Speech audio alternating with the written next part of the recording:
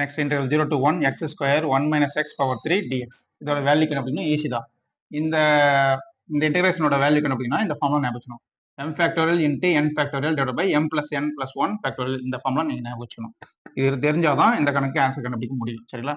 0 to 1 x square இந்த formula இருந்துச்சுன்னா 0 to 1 இருக்கணும். x இன்ட்டு 1 minus x இந்த ஃபார்மேட்ல இருந்துச்சுன்னா இந்த ஃபார்முலா யூஸ் பண்ணலாம், இல்லைன்னா யூஸ் பண்ண முடியாது. சரி, இதுல m என்ன? m equal to x power m, x power 2 m வந்து 2. அடுத்தது n என்ன? 1 minus x power n, 1 minus x power 3 எப்போ n ஈக்குவல் டு 3. ஓகேங்களா?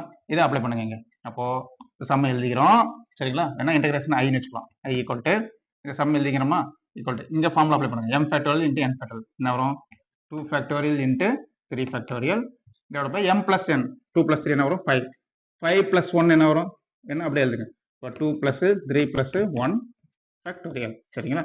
2 plus 3 plus 1 ஃபேக்டோரியல். டைரக்டா கூட நீங்க 6 ஃபேக்டோரியல் எழுதுங்க, தப்பு இல்லை. ஈக்குவல் டு இங்க பாத்தீங்கன்னா 2 ஃபேக்டோரியல் அப்படி எழுதிக்கலாம், 3 ஃபேக்டோரியல் அப்படி எழுதிக்கலாம், டிவைட் பை 2 plus 3 plus 1 என்ன வரும்? 6 ஃபேக்டோரியல் அப்படின்னு வரும். ஓகேங்களா? சரி, இப்போ 2 ஃபேக்டோரியல்னா 1 into 2 எழுதலாம், இன்ட்டு 3 ஃபேக்டோரியல்னா 1 into 2 into 3 எழுதலாம், divide by 6 ஃபேக்டோரியல்னா 1 into 2 into 3 into 4 into 5 into 6. ஓகேங்களா? மேலே இங்கேயும் கேன்சல் பண்ணுங்க. 1 to 1 to கேன்சல் பண்ணிடலாம்.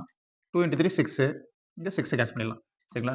மேலே என்ன வரும்? 1 தான், டிவைட் பை 4 into 5 20, 20 into 3 60. அப்போ ஆன்சர் என்ன வரும்?